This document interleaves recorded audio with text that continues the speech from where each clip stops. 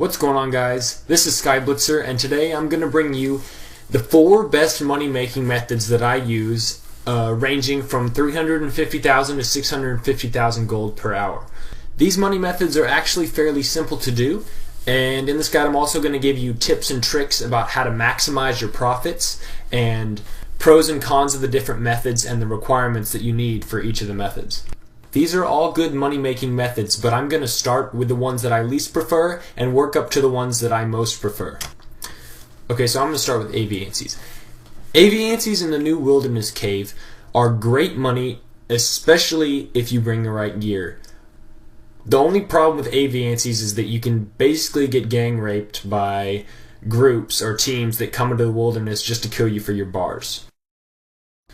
The most important items for you to remember to go to aviancies in the new cave are your Armadillo Pendant and your Zammy book, because you don't want to draw aggro from Zammy or Armadillo monsters.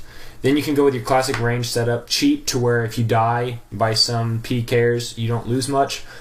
And in your inventory you want to bring a glory and a tab so you can escape from level 30 wilderness as soon as you can. Alright, so to get to aviancies, what you want to do is start in Edgeville and go straight up. Once you get a little bit west of the Black Knight's fortress, just start going straight up north in the wilderness, and you'll eventually see a cave. You'll have to push back a rock and enter a crevice, and the aviancies will basically be right at the entrance, which is kind of the danger because a whole group will enter in that entrance at the same time, and you'll just be sitting there thinking to yourself about how this is basically legal rape. Most people don't really think to do unicows anymore, but the reality of it is that unicows are still a very reliable source of income. It's not nearly as risky as the aviancies that I just did. And unicow's horns that you get sell very easily. The only downside to unicows that I can really think of is that it's very, very click intensive, much more so than a lot of other things. And it takes a while to get the timing down for using your horns and your hides on the altar to maximize your profits. A really good thing about unicows is that they actually have very low requirements. You have to complete the Tower of Life quest, which requires 10 construction, but it's actually very easy. And for level requirements, you basically just need 50 in all melee combat stats and you'll be fine. Bring the best gear you can to kill the unicows as fast as you possibly can, and in your inventory you can bring some strength and attack pots if you want. What you are required to bring is 1 unicorn horn and 10 cow hides and a lot of Ardone teleports so you can finish your runs pretty quick. Okay, so to start off your unicow run, you start at the center Ardone bank and you go south into the Tower of Life and down the dungeon, and then you go to the northwest altar thing and use your horn and your cow hide on the altar, kill the cow, pick up its unicorn horns, put them back on the altar, and then put the cow hide on the altar as well, and just keep on doing that and activating the symbol of life until you have a full inventory of unicorn horns. Then you can just teleport back to Ardone, bank, and repeat the process. Okay, so there's a reason that green dragons aren't my #1 pick, and I'll get to that later.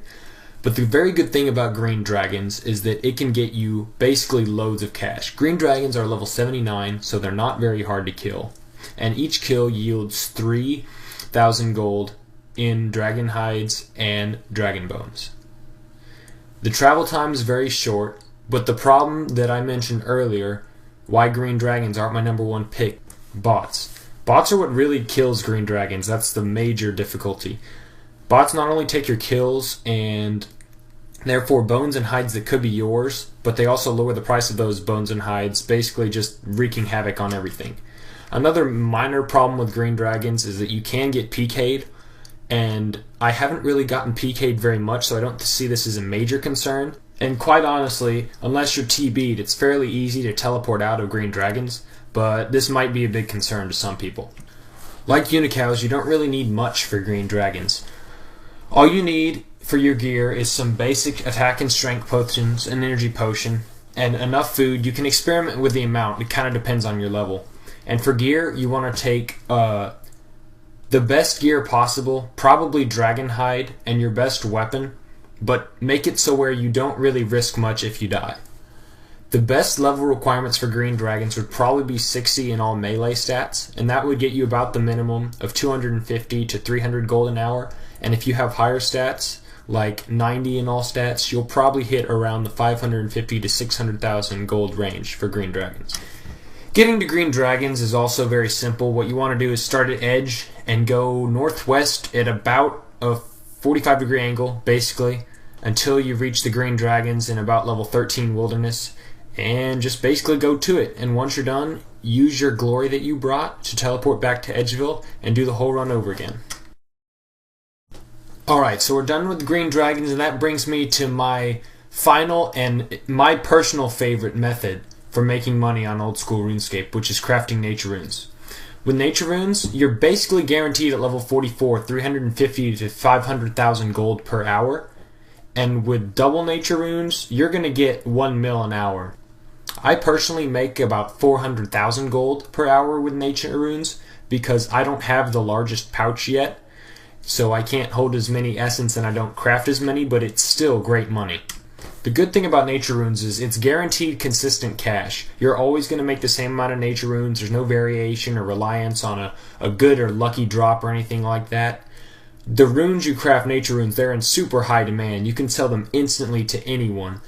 And the requirements for crafting nature runes are very, very low. You only need 44 rune crafting, which I believe is around the area of 50,000 rune crafting experience, which takes almost no time at all to get. The only bad thing I can think about for nature runes is that some PKers about your level might see you at the bank and take some barrage runes or burst runes out to the Zamorak Mage and camp there and wait for you to come and steal your glory. This doesn't happen too often. It's happened twice to me, and I teleported out successfully once, but the other time I got killed, and it's honestly so rare of an occurrence that it's not really that big of a deal. Like I said earlier, the requirements for crafting nature runes are actually very low. You only need 44 rune crafting. At that level you can use a small and a medium pouch, and at level 50 you can use a large pouch, which helps you craft more nature runes. Only kind of quest requirement for rune crafting nats is the Abyss mini quest, which takes, I think it took me like 10 minutes. It's no big deal at all. The route for crafting nats starts at the Edgeville Bank. You go north and hop over the Wilderness Rift, and then continue north to the Zami Mage by the river. You teleport with him and go to the northwest part of the Abyss and try to get in, because the northwest part of the inner circle is where the nature rune altar is. Craft all your runes, then teleport back to Edgeville Bank, get all your pouches filled up, and continue on your next run. Alright guys, thanks for watching my 4 best money making methods for old school RuneScape. I gave you all 4 different methods because different methods suit different people. One person might want to AFK more than the other, one person might not be as high combat as another person, or something like that. So I wanted to give you all some options about money making methods over 350,000 gold per hour in old school RuneScape that have worked for me. So I hope you all get some ideas from that. Anyways, if you've gotten this far in the video, please give it a rating, either thumbs up or thumbs down. Comment so I know how to improve, and subscribe if you want some more. Anyways guys, I've talked too much, and I'll see you next time.